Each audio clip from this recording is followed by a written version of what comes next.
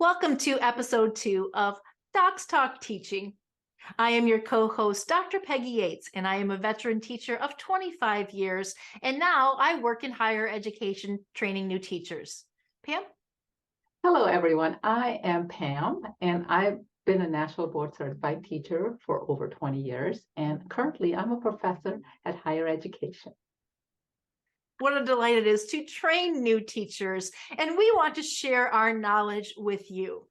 So today we're going to continue on our journey of unpacking the IEP and covering the Plaafp, which in my time was called the Plaafp and the Plaafp, but now it's called the Plaafp, the present level of academic achievement and functional performance. Now, I want you to imagine real quick that the IEP team has come to the table.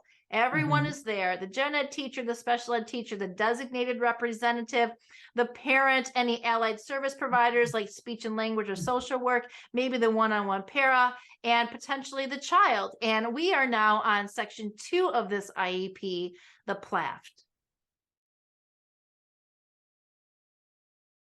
The first part of the Plaafp is progress on most recent goals and objectives. So here is where you want to include what the student can do. They've made a lot of progress, so let's include that on the Plaafp. You can also include baseline data to know where the student is at so that we can write an accurate present level of academic achievement or functional performance. Then we also talk about the area of need.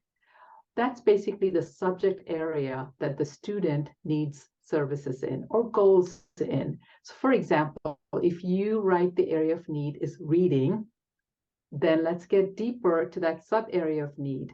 What exactly in reading? Is it basic reading skills? Is it fluency, comprehension? You would want to include that in the sub area of need. If you include math, what sub area of need in math? Calculation, problem solving, you get that. Peggy? Okay, so then this next section is about data. You know, I can't go to my doctor and have him make a diagnosis unless he has my data, whether I like that piece or not. And in this case, when we're sitting at the table and we are looking at the Plaafp statement, we are looking for that data. Where is that student presently in their strengths and in their weaknesses? And so I usually recommend the Brigance test that starts at pre-primer and goes through 9th grade, and to have that test done district-wide so that we have a continuity of assessment data. But some districts use things like Easy CBM. You can use formative assessment, which would be like classroom quizzes, summative assessment like unit tests, but you should always have a criterion reference test like the Brigance to back up that data. But we have to be able to take a look at that so that we can plan an appropriate program as we move forward into subsequent sections. Pam? Thank you, Peggy. So it's so important to use data that is recent, maybe up to a year. So as you mentioned, the formal assessment and informal assessments. And the next session you see is the adverse impact. How would their disability impact their progress in the general education classroom? So when you describe that, we can use that to make sure that they have that accommodations and modifications if needed, or even goals to reach that criteria. You know, and sometimes that's the beginning of the conversation about accommodations and modifications that need to happen in order to give students access to the general education curriculum. And if it's not a conversation, at least should be coming into the mind of the parent and the teachers that are sitting at the table.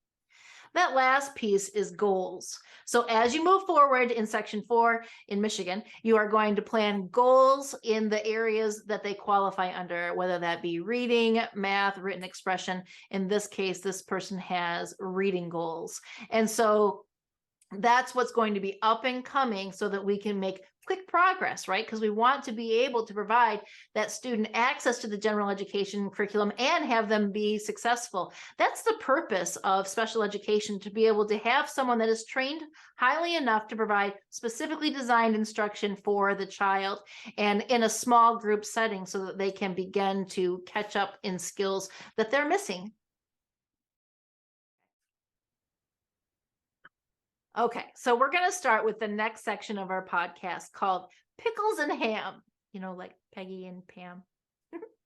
So what does that mean? Well, there are things in education that make us, pucker and make us question what is going on. And then there's the ham, the meat of the conversation. So pickles and ham. So play along.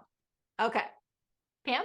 Thank you. Thank you for introducing this fun section. There are things that make me pucker. And I think one of the things is when we talk about strengths, there's been so many meetings where I've sat at the table. And when we talk about, let's talk about the student's strengths. And everyone just looks at each other. And then somebody speaks up and says, well, the child smiles. We get so focused on the disability of the child that we don't even recognize the strengths. And that just makes me pucker. Yeah, me too. Because the kids that I have worked with over the 25 years, if they weren't good at math and reading, which is what schools measure success by, they might have been good at the fine arts. And those things were just being overlooked, especially at this IEP when we're having this discussion. Every student is guaranteed under the Constitution a free and appropriate public education. We call that FAPE. What that means is that if a student lives in the district, the school has to provide the services. So if they qualify for an IEP under IDEA, that free and appropriate public education must be rendered. Thank you for bringing in some meat, Peggy. When you think about free and appropriate public education, it reminds me of the Andrew F. versus Douglas County School District Court on 2017. Basically, the parents challenged the school because their child was not making progress or receiving what they considered appropriate education. But the school district came back and responded and argued that the boy only had a right to a de minimis or minimal benefit from the IEP. What do you think, Peggy? Every student needs to be promoted, and their academic, social, and behavioral success needs to be addressed if it's needed. And we cannot just say we wrote an IEP and we check the box. That we need to make sure that when we're sitting at that table and we're starting to plan that Plaafp and making those diagnoses to say, they are struggling in these areas, that we have an adequate plan for them to make growth. Now, one of the topics that we're going to cover is least restrictive environment, which means that we are supposed to be providing services for students that is like their Gen age peers if they can handle that. So in the least restrictive environment, LRE, and we'll have a whole nother podcast on that topic because that is a big topic. We want to make sure that we are taking care of these students so that they feel safe and cared about at school and that they feel that sense of achievement. All right. So true, Peggy. The court case that I was talking about actually went to the Supreme Court, and Chief Justice John Roberts actually unanimously rejected this de minimis standards, and he insisted that students have to make progress towards grade level standards. So I appreciate your thoughts on that. Well, that wraps up podcast 2 of Docs Talk Teaching. We hope that we were helpful and that you learned something new. We'll see you next time.